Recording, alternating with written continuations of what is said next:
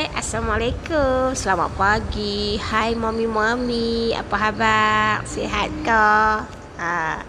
Saya ni begitulah ya. Saya itu habaq kata influenza kan. Lepas tu kena kat anak sendiri. So slow lah sat kan.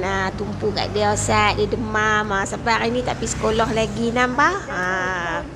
Tak apalah, tapi dah okey dah. Cuma tinggal batuk je lagi. So pagi-pagi ni ajak mak saya keluar mai cari pucuk-pucuk kayu. Nak buat masak lemak udang. Pasal pucuk-pucuk tu ada di tepi-tepi rumah je. Ada pucuk mulberry, ada pucuk letup, ada pucuk labu. Semua tu semua tiga-tiga pucuk tu boleh masuk dalam masak lemak. Lagu tu senang lah kan. Kan tidak duk bubur duk bubur kentang je. Tak best. Bubur daun-daun tu lagi lah kan. Lagi sedap. Mak saya pun dia ni lah. Dia memang suka tanam-tanam jenis-jenis pokok-pokok menjalar ni. Dia suka. Lepas tu dia ada je kat tepi-tepi rumah tu, senang lah kan. Memudahkan lagi lah. Ni pokok pegagar. Pokok pegagar kampung. Tak tahulah nak hidup ke tak ni.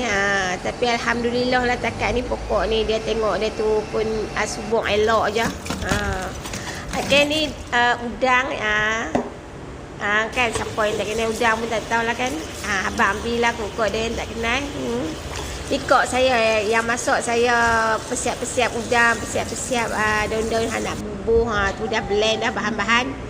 Sambil-sambil tu tengok mak saya kelang kabut duk bersiap cucu nak pergi sekolah kan, diperiksa dia bersiap. Sungguhlah sayang sungguh cucu tu. Cucu seorang tu tak tahu nak abang lah. Okay, dah siap dah hampa masak lemak. Hari ni sewa bekal saya, takat-takat lah ni sewa bekal lah pergi tempat kerja, senang. Dah seminggu ni memang saya dah bawa bekal lah. So takat tu dululah cerita saya pagi ni. Bye.